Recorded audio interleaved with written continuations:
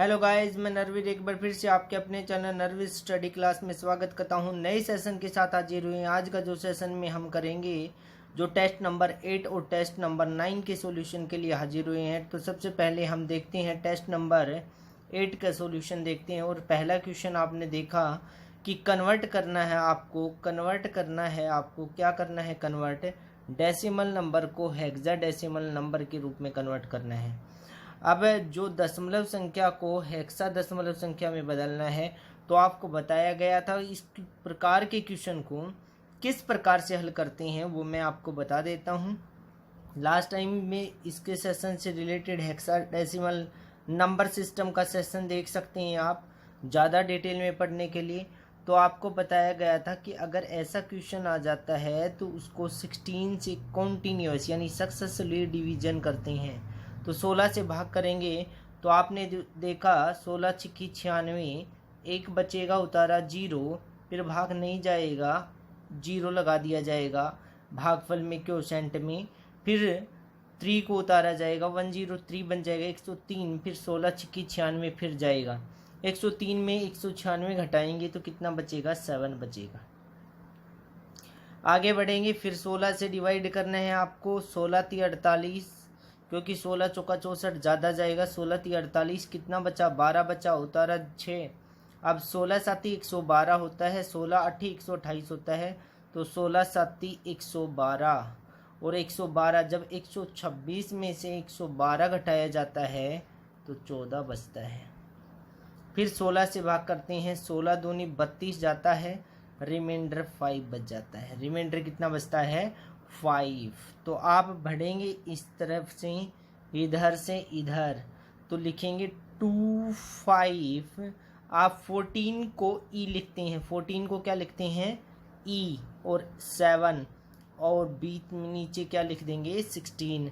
तो 2 5 E 7 आपका क्या मिलेगा रिक्वायर्ड आंसर मिलेगा। नेक्स्ट क्वेश्चन की तरफ बढ़ते हैं। नेक्स्ट क्वेश्चन है 3874। तो आप उसको भी ऐसे ही हल करेंगे। 3874 है, उसको डिवाइड करना है 16 से सक्सेसफुली। 16 दूनी 32, 6 बचेगा, 16 चौका 64, 3, 16 दूनी 32, 2 रिमाइंडर। फिर 16 से 16 दूनी 32 हुआ, फिर 6 बचेगा उतारा 7, 16 चौका 64, फिर 3 उतारा 4, 16 दूनी 32, कितना रिमाइंडर 2, 16 एकम 16, फिर 16 से भाग चला जाएगा 16 एकम 16, 8 बचा उतारा 2, 16 पंजू 80, और जब 82 में से 80 हटाएंगे तो 2 ही तो बचेगा। अब 16 से भाग दे नहीं सकते तो इसको इस ऐसे लिखना पड़ेगा। 15 को तो हम क्या लिखते हैं F लिखते हैं, F22 बेस 16 आपका आंसर। आगे बढ़ें, नेक्स्ट क्वेश्चन की तरफ बढ़ते हैं। 598 तो 598 क्वेश्चन की तरफ बढ़ा तो क्या लिखना पड़ेगा 16 से फिर डिवाइड करना पड़ेगा। 16 चौका 64 ज़्यादा जाएगा, 16 × 48। अब बताओ 59 में से 48 घटाएंगे तो कितना बचेगा। फिर आप कहेंगे 59 में से 48 घटाएंगे तो 11 बचना है, तो 11 में उतारा 8। अब 16 साती 112 होता है, अब 118 में से 112 घटेगा तो 6 तो बचेगा रिमाइंडर। फिर 16 से भाग 16 दूनी 32, अब 37 में से 32 घटाएंगे तो कितना रिमाइंडर 5। 256 बेस 16 आपका रिक्वायर्ड आंसर। आगे बढ़े, नेक्स्ट क्वेश्चन भी ऐसे ही करना है आपको ज़्यादा डिटेल में पढ़ना है तो इसका हेक्साडेसिमल नंबर सिस्टम की वीडियो है, आप देख सकते हैं बिल्कुल।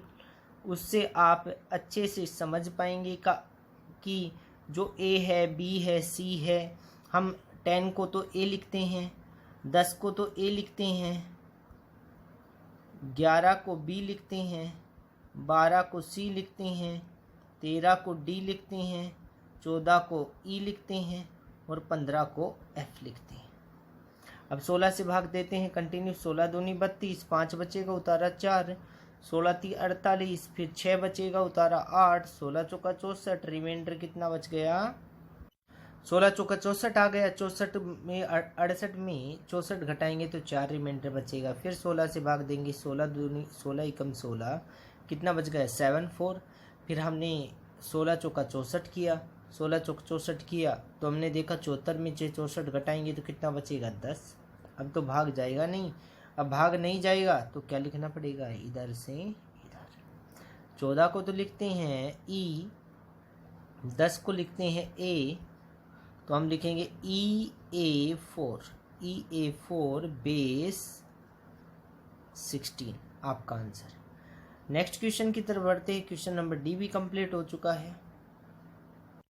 आगे बढ़ते हैं। अगला क्वेश्चन, क्वेश्चन नंबर सेकंड क्या है, कन्वर्ट करना है hexadecimal into decimal number system. Hexadecimal number system को किस में बदलना है आपको, दशमलव संख्या में। 16 वाले को 10 वाले बेस में बदलना है, तो आप कैसे चेंज करेंगे इस प्रकार के क्वेश्चन को। तो इस प्रकार का क्वेश्चन आपके पास अगर आ जाता है तो आप ऐसे सोल्व करें। आपके पास 4AC दे रखा है, 4AC 4AC।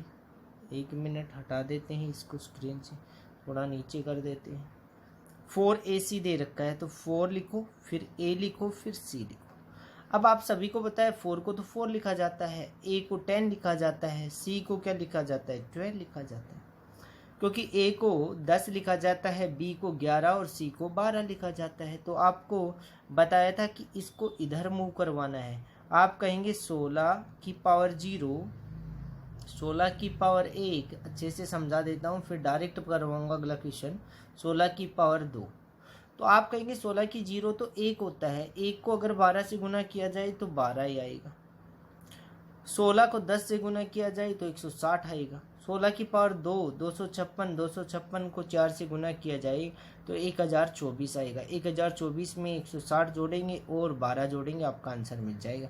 डायरेक्ट कैसे करते हैं, इस प्रकार के क्वेश्चन आ जाए तो आप कहेंगे, इस प्रकार का क्वेश्चन आ जाए डायरेक्ट कैसे करेंगे, हम देखेंगे कि 4AC में 4, A को लिखते हैं 10, C को लिखते हैं 12, तो लिखेंगे 1 16 एकम 16, 16 को 16 से गुना 256, 256 को 4 से 12 से गुना किया तो 12 को 1 से गुना किया तो 12 आ गया।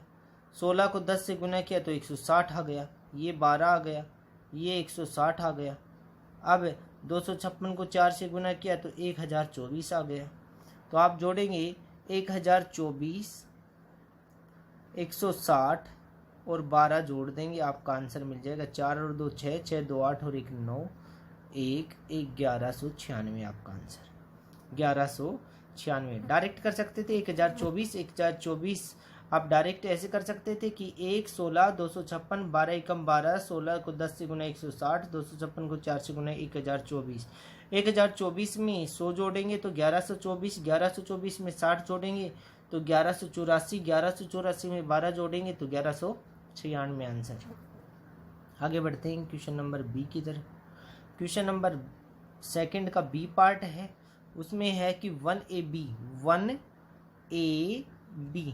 तो आपको सभी को पता है कि 1A को 10 लिखते हैं और B को 11 लिखते हैं, तो 1 16 256 ऐसे तो लिखा जाएगा। तो 11 को 1 से गुना किया 11, 16 को 10 से गुना किया 160, 256 को 1 से गुना किया 256, आपका आंसर। अब जोड़ सकते हैं 256, 160 और 11 को जोड़ दो, 6 और 1 7, 6 5 11 और 1 12, 2 3 4, 427 आपका रिक्वायर्ड आंसर मिलेगा। 250 में 100 जोड़ेंगे कितना आएगा भाई, 350 में 60 जोड़ेंगे 410 में 6 जोड़ेंगे 416 में 11 जोड़ा तो कितना आएगा 427 आपका आंसर। आगे बढ़े क्वेश्चन नंबर सी।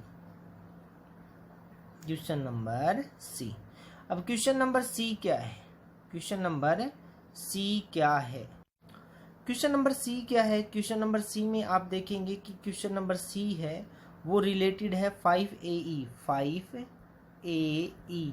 तो 5A की जगह 10 रखेंगे, E क्या है, E है 14 14। आप लिखेंगे 1 1 16, 1 को 16 से गुना, 16 को 16 से गुना 256, आपने गुना किया 14 को 1 से गुना 14, 16 को 10 से गुना 160 और 256 को 5 से गुना कर लेंगे तो 5 छंगा 30, 3 5 5 25 और 3 28, 2 5 दूनी 10 और 2 12, 1280। 1280 में आपको जोड़ना है 160 को और 14 को। जोड़ेंगे तो 4 8 6 14 और 1 15, 2 3 4 और एक और बढ़ गया 4, सॉरी 1 का 1, क्योंकि आगे नंबरिंग है 1454, 1454। आपका आंसर बेस कितना आ जाएगा? 10 आएगा इसका।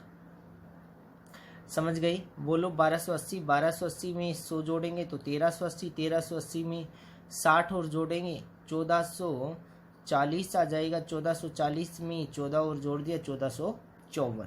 आपका रिक्वायर्ड आंसर 32C, 32C आपका रिक्वायर्ड आंसर क्या आएगा? 32C, जो डी क्वेश्चन दिया गया है उसका, तो 32C दिया गया है तो 3 लिखें, 2 लिखें, सी को क्या लिखेंगे?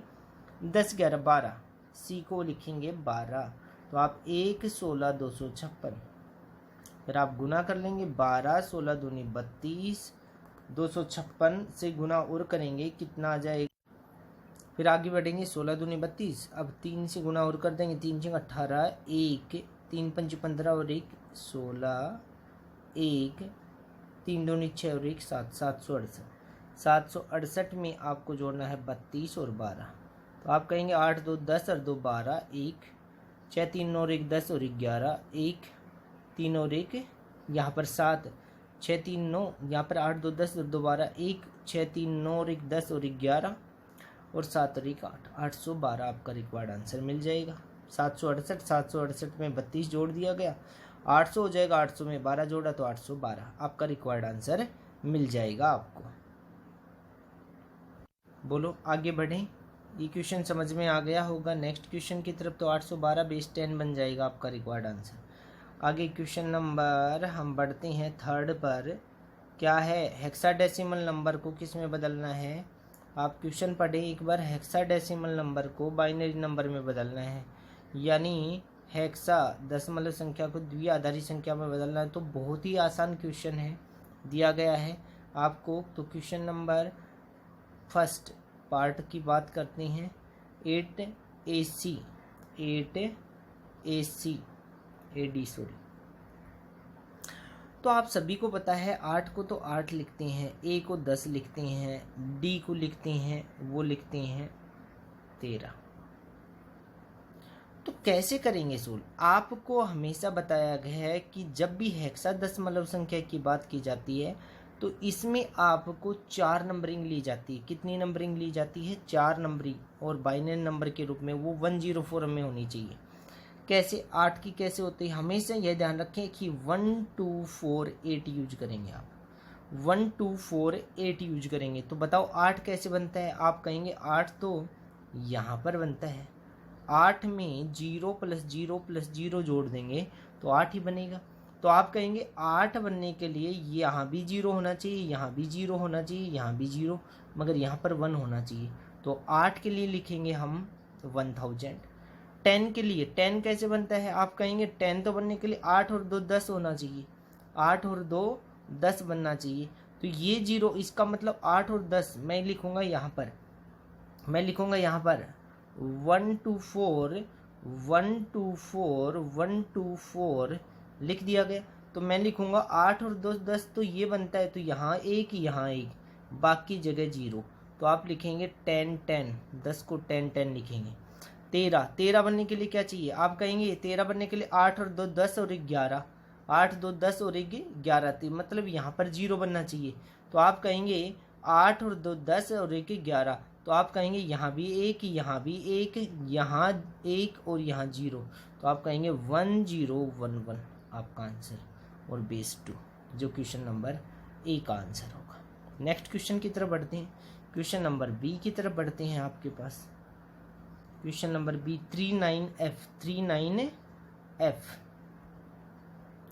39F है। तो 3 तो जैसा है वैसा, 9 जैसा है वैसा, F को लिखते हैं 15। तो आप मेरे को बताओ 1248, यही ध्यान रखना है आपको बस। अब बताओ 3 कैसे बनेगा, आप कहेंगे 2 और 1 3 होता है, 2 और 1 3 होता है, तो 1 यहाँ मगर यहाँ तो 0 0 आएगा, तो 3 को लिख सकते हैं 0 0 1 1, यानी 4 डिजिट्स लिखनी पड़ेंगी आपको बाइन नंबर की।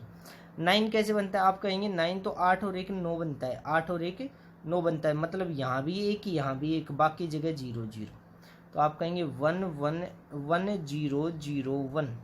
15 कब बनता है, आप कहेंगे 8 4 12 2 14 और 1 15, यानी सारों को जोड़े ना 1 2 4 8 को जोड़ा तो 12 बनता है, ये पूरा 12 बनता है, तो सब जगह 1 1 1 आएगा, तो 1 1 1 1 बेस 2, ये आपका रिक्वायर्ड आंसर। कई बार आपको आंसर ये 0 0 नहीं मिलेंगे, ये शुरुआत वाले 0 0 नहीं मिलेंगे, तो आंसर 1 1 1 0 0 1 1 1 1 1 1 हो सकता है, ये आपका आंसर हो सकता है। नेक्स्ट क्वेश्चन की तरफ बढ़े।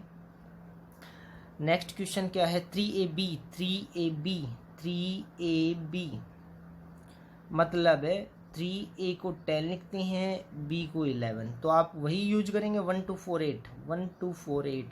3 कैसे बनता है, 2 और 1 3 बनता है, तो 1 1 0 0, यहाँ पर 0 0, तो 0 0 1 1।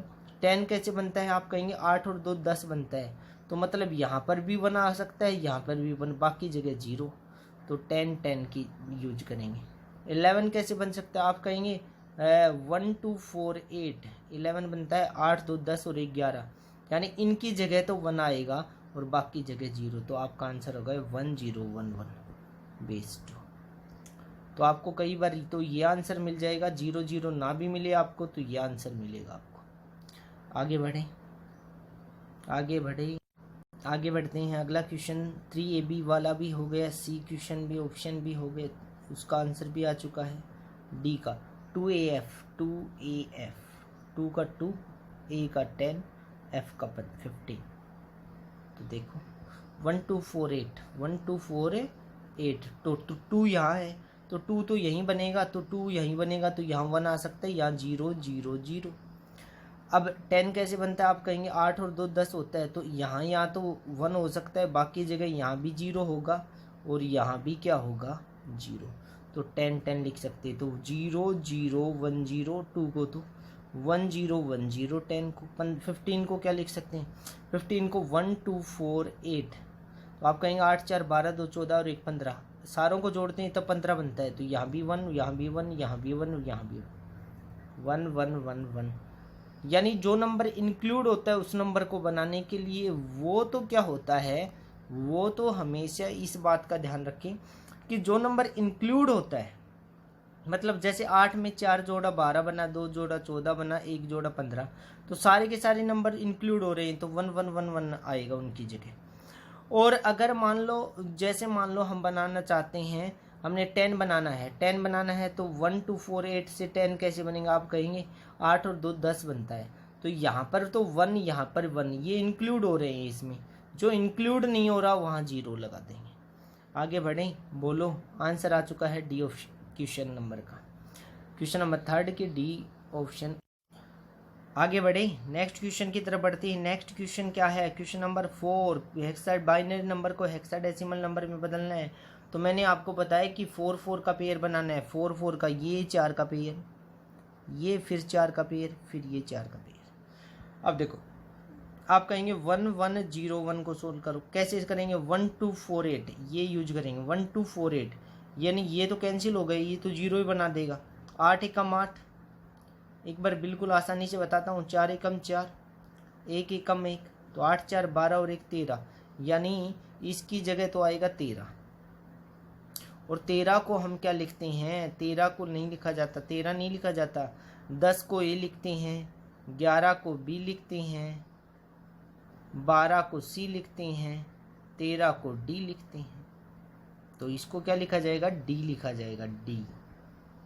फिर 1 1 1 1 है, फिर 1 1 1 डायरेक्ट बताता हूँ अब आपको, 1 1 जल्दी से कैसे सोल्व करेंगे, ये 3 का पेयर बना, तो मेरे को पता है 1 2 4 8 आएगा, तो मैंने देखा यहाँ 1 है, यहाँ 0 है, यहाँ 1 है, यहाँ 1 है, ये तो 0 बनेगा, तो 8 4 12 और 1 13, और 13 को क्या लिखते हैं हम, डी लिखते हैं। फिर हमने देखा ये 1 1 1 1 है, तो मैंने लिखा 1 2 4 8, सब जगह 1 1 1 1 है। तो मेरे को पता है कि सारे जुड़ेंगे, 8 4 12 2 14 और 1 15, 15 को F लिखती है, 15 को F लिखती है। फिर 0 0 1 1 है, तो हम वही लिखेंगे 1 2 4 8। फिर मेरे को पता है 0 0 1 1 है, तो मैंने देखा ये तो 0 बनना ही है, तो कहेंगे 2 में 1 जोड़ते हैं तो 3 बनता है, तो 3 लिख दिया। DF3 आपका 16 बन जाएगा। DF3 16 आपका रिक्वायर्ड आंसर बनेगा। नेक्स्ट क्वेश्चन की तरफ बढ़े, बोलो नेक्स्ट क्वेश्चन की तरफ बढ़े क्या? Question number B, question number B, question number B में 4 कब, वही 4 इसमें, तो आप कहेंगे 1 2 4 8, फिर इसमें चारों के चारों 1 है। अब चारों के चारों 1 है, तो मैंने देखा 8 4 12 2 14 और 1 15, तो 15 को लिखते हैं F, 15 को लिखते हैं F, और 15 को F लिख दिया। तो फिर वही 1 2 4 8, 1 2 4, तो 1 2 4 8 लिखा, तो मैंने लिखा 1 0 1 1, मैंने देखा ये तो 0 हो गया। 8 4 12 और 1 13, और 13 को क्या लिखते हैं? 13 को आप सभी को पता लग गया कि D लिखा जाता है। आगे बढ़े, question number C, question number C, तो क्वेश्चन नंबर सी की बात करते हैं। क्वेश्चन नंबर सी में वही 4 का पेयर बनाना है, 4 का पेयर बन गया। अब लिखेंगे 1 2 4 8, 1 2 4 8, फिर लिखेंगे 1 1 1 0, फिर गुना करते हैं तो 0 बनता है, तो आप कहेंगे 8 4 12 और 2 14, 14 को क्या लिखते हैं? E, 14 को लिखते हैं E, 14 को लिखते हैं E। फिर 1 0 0 1 है, तो वही 1 2 4 8 लिखते हैं, 1 0 0 1। इसका मतलब ये तो 0 बन गया, तो 8 में 1 जोड़ते हैं तो 9 बनता है। E9/2 आपका आंसर। क्वेश्चन नंबर डी की तरफ बढ़ते हैं। क्वेश्चन नंबर डी क्या है? क्वेश्चन नंबर डी में वही 4 का पेयर बनाना है, 4 4 का पेयर बनाना है। आप देखेंगे 1 2 4 8, 1 2 4 8, तो 1 0 1 1 है, तो ये 0, तो 8 2 10 और 1 11, 11 को लिखते हैं B, 11 को लिखते हैं B। फिर वही 1 2 4 8, फिर ये 4 का पेयर बन गया। आगे 4 का पेयर है 0 0 0 1, 0 0 0 1। इसका मतलब ये 0 ये 0 ये 0, एक ही तो बचा, 1 लिख दिया। फिर 4 का पेयर बनाते हैं, फिर 4 का पेयर कौन सा बनेगा? 4 का पेयर ये बनेगा 1 1 0 1, तो फिर वही 1 2 4 8, 4 का पेयर बनाएंगे तो 1 1 0 1। मैंने कहा ये गुना हो गया, तो आप कहेंगे 8 4 12 और 1 13, 13 को क्या लिखते हैं? 13 को बताओ क्या लिखते हैं? 13 को लिखते हैं हमेशा D, तो B1D 16 बेस आंसर। आगे बढ़ें, बोलो। तो आगे बढ़ने से पहले अगला जो कॉन्सेप्ट है वो लॉगरिथम से रिलेटेड है। तो अगर लॉगरिथम का ये बेसिक पार्ट सीखना है तो आप वीडियो देख सकते हैं, लॉगरिथम से रिलेटेड बेसिक की वीडियो है, जो प्रॉपर्टी से रिलेटेड वीडियो है, आप ज़रूर देखें। फिर इन क्वेश्चंस को सोल्व करें, फिर आपके आंसर देख सकते हैं, आप मैच कर सकते हैं कि कौन सा आंसर आपका सही है। आगे बढ़े, तो इसमें देखा हमने 1024 है और 8 है। पहला क्वेश्चन है लॉग बेस 10, 1024 और बेस में 8 है, तो इसको सोल्व करना है।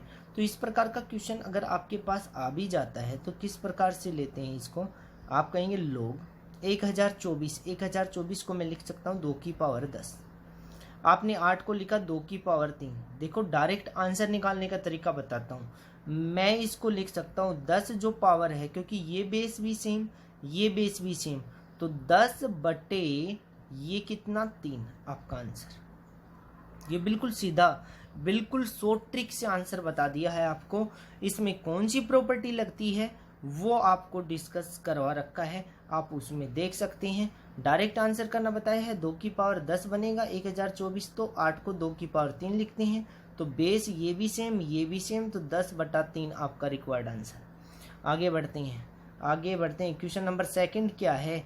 क्वेश्चन नंबर सेकंड क्या है? क्वेश्चन नंबर सेकंड में आपको सोल्व करना है, फॉलोइंग क्वेश्चन को हल करना है। वो आप देख सकते हैं। इस प्रकार का क्वेश्चन आपको दे रखा हो तो उसको भी कैसे हल कर सकते हैं आप देखिए। अगर इस प्रकार का क्वेश्चन दे रखा है तो आप कहेंगे लोग 1000 है, 1000 को क्या लिख सकते हैं? 10 की पावर 3, 1 2 3, 3 लिख सकते हैं। अब 10 की पावर 3 लिख दिया आपने, इसमें लिख दिया 10 की पावर 3, 1 2 3, 10 गुना 10 गुना 10 तो 1000 बन गया। आप कहेंगे 0.01 है। अब 0.01 को हम 1/10 ही तो लिखते हैं, 1/100 तो लिखते हैं। बोलो आप बताओ, 1/100 को मैं क्या लिख सकता हूँ? इसको ऊपर लेके जाएंगे, यहाँ पर 1/10 की पावर 2 तो लिख सकता हूँ। जब ये ऊपर जाएगा तो 10 की पावर -2 ही तो बनेगा। बोलो भाई 0.01 को क्या लिख सकता हूँ? 0.01 को 1/100 लिख सकता हूँ ना, इजिकल टू 1/10 की पावर 2। और 10 की पावर 2 का मतलब क्या है मेरे फ्रेंड्स? और यहाँ पर 10 की पावर 2 को अगर ऊपर लेके जाएंगे, यानी इसको ऐसे लिखेंगे तो 10 की पावर -2 लिख सकते हैं। तो मैंने बेस में 10 की पावर -2 लिखा। अब वही बेस ये और टॉप ये बन गए, सेम टू सेम बन गए। तो आंसर क्या लिख सकते हैं? 3/-2। तो आपका आंसर आ गया -3/2, आपका रिक्वायर्ड आंसर। आगे बढ़े, बोलो आगे बढ़ें। अगला question number B part, second का बी पार्ट है। 15 log 15 है, 15 की पावर तो 1 बन गया। 225 को क्या लिख सकता हूँ? 15 की पावर 2। 225 को क्या लिख सकता हूँ? 15 की पावर 2, 225 होता है। अब बेस भी यही, सेम बेस भी यही, सेम टू सेम, टॉप भी वही, बेस भी वही। तो इसका आंसर 1/2 आपका required answer, question number B का। आगे बढ़ें, बोलो आगे बढ़ते हैं। क्वेश्चन नंबर सी की तरफ बढ़ते हैं। क्वेश्चन नंबर सी क्या है? क्वेश्चन नंबर सी में आप देखेंगे क्या है, क्वेश्चन देख लेते हैं। 48 बेस है, यहाँ भी 48 बेस है, यहाँ भी 48 बेस, यहाँ प्लस यहाँ भी प्लस। तो आप बताओ, जहाँ प्लस और बेस सेम होता है तो वहाँ मल्टीप्लीकेशन लगता है ना। तो आप कहेंगे 6 चौका 24, 24 दूनी 48, तो 6 गुना 4 बेस सेम होता है, तो इनका इनसे गुना, इनका इनसे गुना, तो 6 चौका 24, 24 दूनी 48। यानी जहाँ बेस भी सेम और टॉप भी सेम होता है, आंसर 1 आता है। इसका आंसर क्या आ गया? 1। क्वेश्चन नंबर सी का आंसर है 1। आगे बढ़े, बोलो आगे बढ़ें। अगला क्वेश्चन है log 45। इसका 45 बेस यहाँ भी सेम यहाँ भी सेम है, तो 45 लिख दिया मैंने। फिर मैंने देखा कि यहाँ बीच में साइन माइनस का है, तो मेरे को 135 को 3 से भाग करना पड़ेगा, डिवीजन रूल लगेगा। तो माइनस है तो 135 डिवाइडेड बाई 3, तो 3 चौका 12, 3 पंजे 15। इसका मतलब बेस भी सेम 45 है, टॉप भी 45 है और बेस भी क्या है? 45। बेस भी 45 और टॉप भी 45। वही आंसर 1 आंसर आ जाएगा। आगे बढ़े, बोलो बिल्कुल बेसिक से क्वेश्चन हुए, बिल्कुल आसानी से सोल्व हो रहे हैं। अब देखो बेस यहाँ भी 15, यहाँ भी 15, यहाँ भी 15, तो सब जगह बेस सेम है। तो आप कहेंगे log 50। आप कहेंगे यहाँ प्लस का साइन है तो इसको इससे गुना, तो 60 गुना में 4, बिल्कुल 60 गुना में 4। यहाँ माइनस का साइन, यहाँ माइनस का साइन, बेस सेम है तो डिवाइड 16। तो मैंने देखा 4 चौका 16 होता है, 4 से कैंसिल करेंगे तो 15 चौका 60 होता है। इसका मतलब log 15, बेस भी टॉप भी 15 और बेस भी 15। इसका आंसर कितना आ जाएगा? तो इसका आंसर कितना आ जाएगा स्टूडेंट्स? इसका आंसर भी 1 आ जाएगा, क्वेश्चन नंबर ई का। नेक्स्ट क्वेश्चन की तरफ बढ़ते हैं, क्वेश्चन एफ की तरफ बढ़ते हैं। क्वेश्चन एफ क्या है? क्वेश्चन एफ है, वो दे रखा है log यहाँ पर 1 2 3 4 यानी 10 की पावर 4। फिर मैंने दे रखा है यहाँ पर 0.1234 यानी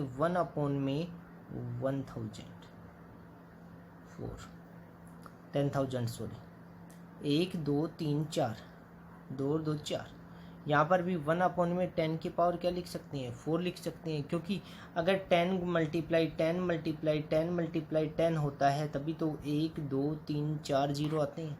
तो इसका मतलब यहाँ पर 10 की पावर -4 रखूँगा।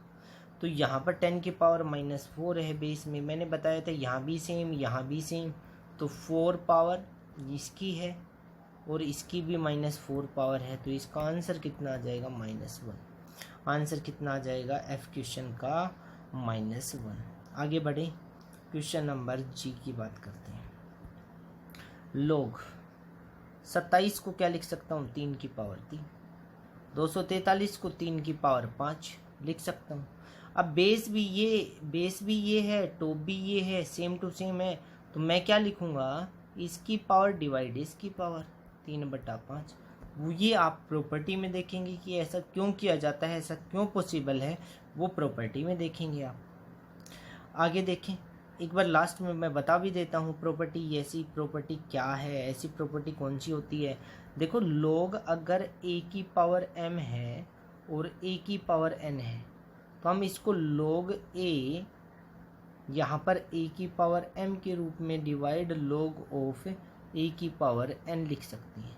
तो m आगे आ जाएगा log ऑफ a, n आगे log of a, same to same हो गया। तो m डिवाइड n लिया जाता है, इसलिए लिया जाता है। आगे बढ़े, आगे बढ़ते हैं। अगला क्वेश्चन है क्वेश्चन h। लोग बेस में 20 है, तो ऐसा क्वेश्चन आ जाए यहाँ तो रूट के रूप में मल्टीप्लिकेशन इन्फिनिटी तक है। तो यहाँ पर जो इसका आंसर आएगा वो 20 आएगा, और जब बेस भी सेम और टॉप भी सेम तो इसका मतलब 1 आंसर। ऐसा आपको बताया गया था, सर्च और इंडिसेस में बताया गया था कि ऐसा क्वेश्चन आ जाता है तो आप उसको हल कैसे करते हैं। अगर मान लो आपको 7√7 यहाँ तक कहाँ तक आओ, इन्फिनिटी आ जाए, तो यहाँ पर आंसर कितना आएगा, 7 आएगा। तो वही दे रखा है √20 यहाँ पर √20 वही तो है, √20 कहाँ तक है, इन्फिनिटी। तो आपका वैल्यू कितना आएगा, 20। तो आप कहेंगे log 20 बेस में है, यहाँ टॉप 20 आंसर हुआ। क्लियर। आगे बढ़े, बोलो, आगे बढ़ते हैं। आगे क्वेश्चन नंबर आई की बात करते हैं। अब क्वेश्चन नंबर आई में क्या है, तो कि log 41 है। आप मेरे को बताओ, 1 बार 2 बार 3 बार तो वर्गमूल है। अगर मान लो इन्फिनिटी तक होता, स्क्वायर रूट के रूप में प्रेजेंट होता तो 41 आ जाता और इसका आंसर भी क्या कर देते, 1 कर देते। मगर ऐसा पॉसिबल है नहीं। अब पॉसिबल नहीं है तो इसका आंसर क्या आएगा, इसका आंसर 1 तो हो नहीं सकता। आई वाले क्वेश्चन का आंसर 1 तो होगा नहीं। तो आंसर क्या होगा, तो आप कहेंगे log 41 क्या होगा, log 41 वो तो आंसर, इसका 1 तो होगा नहीं, तो क्या आंसर होगा, 41 यहाँ पर है, 41 रखा गया। अब 1 बार 2 बार 3 बार वर्गमूल के रूप में प्रेजेंट है, स्क्वायर रूट 3 टाइम्स प्रेजेंट है। तो आपको बताया था ऐसा क्वेश्चन हो ना, √41 इसका आंसर क्या होगा, बिल्कुल ऐसा ही क्वेश्चन है। तो इसका आंसर होगा 41 कितनी बार वर्गमूल, 1 2 3, तो 2 की पावर 3 मतलब 8 होता है। 2 की पावर 3 कितना होता है, 8। 8 में से 1 घटा के ऊपर लिखते हैं और 8 नीचे, तो 41 की पावर 7/8 लिख सकते हैं। तो 7/8 आगे आ जाएगा और log 41 इसका मतलब ये तो 1 हो ही गया, इसका मतलब आंसर 7/8 आ जाएगा। तो इसका आंसर 7/8 आएगा आई क्वेश्चन का आंसर। आज के लिए इतना ही, नेक्स्ट सेशन में फिर मुलाकात होगी। तब तक इन वीडियोस को देखें, और आपको वीडियो कैसी लगी कमेंट बॉक्स में ज़रूर बताएं, और आपके कितने क्वेश्चन सही मिले हैं कमेंट बॉक्स में ज़रूर बताएं। तब तक thank you, have a nice day, और आप चैनल को सब्सक्राइब ज़रूर करें, लाइक शेयर ज़रूर करें। Thank you, have a nice day.